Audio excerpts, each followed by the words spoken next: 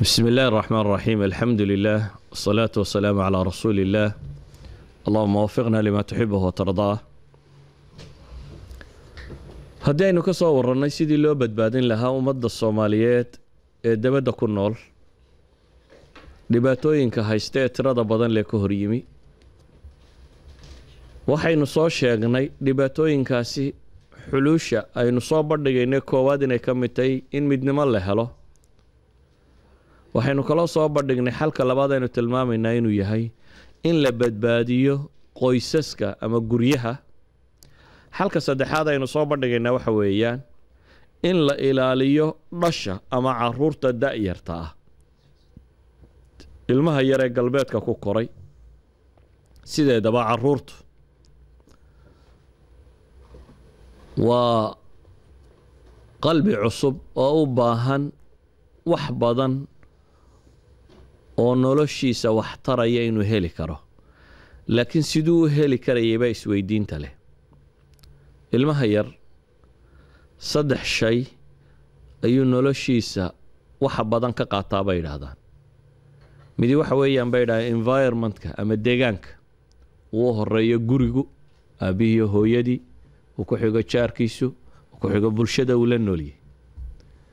midka labaadna waxa weeyaan baa lagu tilmaamaa madrasada ama dugsiga uu tago ee waxbarashada uu tago ee uu kula kulmo caruur tiro badan oo guryo kala gedisan ka yimi oo wax ka barto iyo macallin wax ku kordhiya oo wax u tilmaama.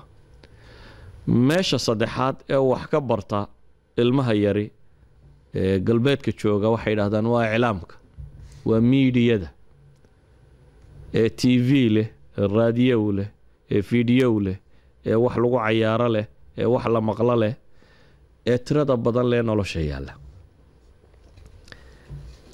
ilmaha Soomaaliga ah ee galbeedka yimi dhib aad u tiran badan baa haysata aan qofka weyn haysanin.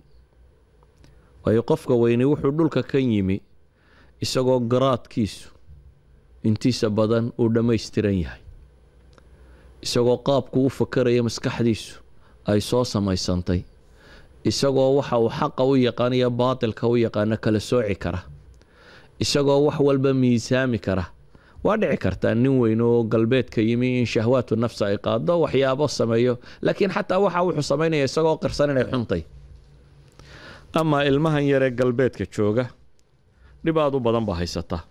dhibta haysata waxa weeyaan dhaqanka Soomaaligii wixii uu ka rabay ee diina, ee afa, ee caqiida, ee aragtiya ee uu ka rabay iyo bulshada uu la nooliyey deegaan ahaan iyo dugsi ahaan iyo iclaamka ama miidiyaha warbaahintu waxay u sheegaysay oo ka gadisan wixii guriga laga siinayay.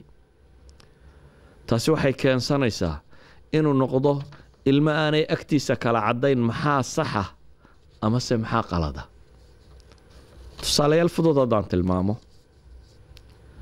gurigu waxa uu sheegay inay wax fiican tahay ama wixii uu sheegay inay wax xun tahay, ayaa bii'ada iskuulka markuu tago wuxuu arkayaa wixii oo dadku samaynayo guryihii kale dadka kale ka yimaada inay wax fiican ka tahay. wuxuu kaloo arkayaa macallinkii oo aan waxaa isagu u arkaynin wax xun ee wax fiican u arkaya. wuxuu arkayaa TV-gii ama iclaamkii ama miidiyihii oo waxa kan wax fiican u soo bandhigaya ama dhaqan dadku ay wada samaynayaana. saa daraaddeed ilmaha galbeedka degan culays aad u badan baa saaran. waalidkuse wuxuu u arkaa un ilmo dhaga adag oo aan waxba maqlaynin. tusaale fudud haddaan tilmaamo, maalan dugsiga uu ilmuhu tago. dugsiga uu ilmuhu tago cilmi qura laguma barto waxaynu inagu cilmiga u naqaanay oo ah yacni saynis iyo xisaab iyo inahaasoo qura maaha waxa loo dhiga. maalan iskuulka waxaa lagu dhigta waxaa ka mid ah cayaar, riyaada. cayaartaasi oo rag iyo dumarba la wada cayaaro, hadhowna laga qayb galo, dhul lagu maydho oo rag oo dhammina meel qura wada galo aan albaab lahayn, dumar oo dhammina meel qura wada galaan oo aan albaab lahayn. waxaa ka mid a maalan dabaal oo la wada dabaasho. waxaa ka mid a aqoonta galmada oo galbeedka ah waxyaabo iskuulka lagu dhigo. waxaa ka mid a aqoonta muusikada oo inta badan hiddi iyo dhaqo waliba diime ka soo jeeda ku salaysan iskuullada lagu dhigo. waxaa ka mid ah aqoonta wax kariska maalan oo ilmaha lagu baro iskuulka inuu wax karin karo, laakiin waxaa la karinaya laga yaaba inay isugu wada jiraan doofaar iyo khamri iyo wax tiro badan la isugu jiraan. waxaa ka mid ah wax tiro badan leh. ilmahaasi iskuulkii waxaa kala kulmaya miidhiyihii guriga yaalay. miidhiyuhu maanta waa khatarta ugu weyn dunida ee taalla, hadduu wax islaaxinayo iyo hadduu wax fool xumaynayaba. dadkii hore ee dunidii hore ku noolaa yaan miidhiyahan tirada badan lee guriga galaa aanu jirin, wuxuu ahaa bulshada yar ee tuuladaa degani waxa ay ku fakeraan ama qaabka iyagu noloshooda warkaan bay u qaabeyn jireen. laakiin iminka nin dunida dabadeeda degan ayaa qaabeeya guriga yare ku yaala tuulo yaroo meel cidlaa ku taalla qaabka looga noolaanayo. waa macallin gurigaaga dhex fadhiya oo isagu wax dhiga. sidee baa loo ilaalin karaa ilmaha kan? waxaan leeyahay hal kelmo oo qura. ilmahan waxa ugu weyn ee aynu siin karnaa waxa weeyaan waa vaccination. waa inaynu tallaallo.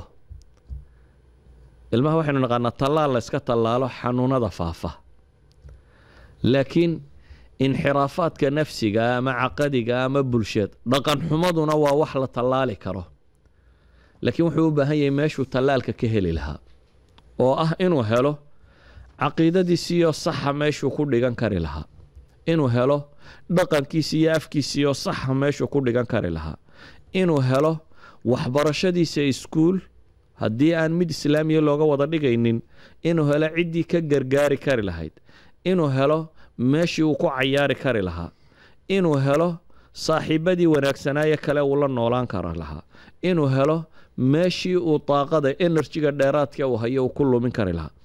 waxaasoo dhan in la helaa waxay u baahan tahay inaynu helo islamic centers aynu leenahay oo uu ka heli karo ilmaheennu waxa aynu u baahnayn. uu ka heli karo diinta u baahnaa inuu ku barto, uu ka heli karo afkii soomaaliga u baahnaa inuu ku barto, uu ka heli karo wixii lagu cayaari lahaa ama goobihii loo cayaar tegi lahaa, hadday kubad tahay iyo hadday cayaaro kala tahayba inuu heli karo, oo ka heli kari lahaa saaxiibkii fiicnaa ee uu la dhaqmi lahaa ama nolosha la wadaagi lahaa inuu ka heli karo, uu noqon kari lahayd inuu wakhtigiisa intiisa ugu badan leh uu ku qaato.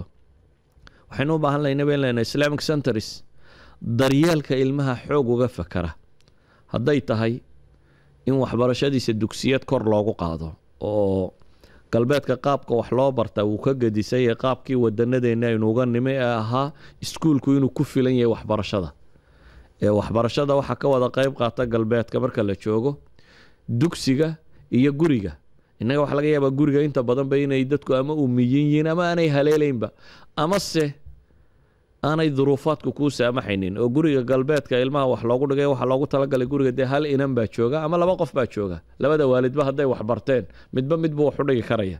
guriga soomaaliyeed ee lixdu joogto odayga iyo islaamtu aanay wax wada aqoon ama midkooda wax yaqaanaa 6 saacadood ma helayo midba saacad caawiyo 6 caruur ee jooga. laakiin haddii uu jiro islamic centers dadku ay leeyihiin oo caawin kara ummadda soomaaliyeed ee yimi, afkoodii ku caawin kara, wax ugu dhigi kara, bari kara, tilmaami kara, waxay noqon kartaa waa meel dadku uu ku badbaadi karo. sababaha ugu culus ee aan u raadinayno markaas inaan helno meel muslimku uu leeyahay, waxaa ugu weyn baynu leenahay inaynu badbaadin karno da'yarteenna dambe. midna wada xasuusnaada, ilmaha midabka iyo muuqaalkaad ku dhalaysaa, laakiin garashada iyo aqoonta kuma dhashid. ilmaha aada dhashaa midabka iyo muuqaalka inuu kaaga adkaado, uu midabkaaga yeesho ama kii hooyadii yeesho ama awowgii u ekaado waa suurtagal, laakiin dhaqanka iyo akhlaaqda iyo diinta qaabkaa laguma gudbiyo. wuxuu u baahan yahay cid ku tababarta oo ku taageerto uu helo. taasina waxay dhici kartaa un haddii la leeyahay ummaddani ay iskaashato oo islamic centers ay isugu timaado oo ay ku qabsan karto waxyaabahaas ay u baahan tahay haddii la helo.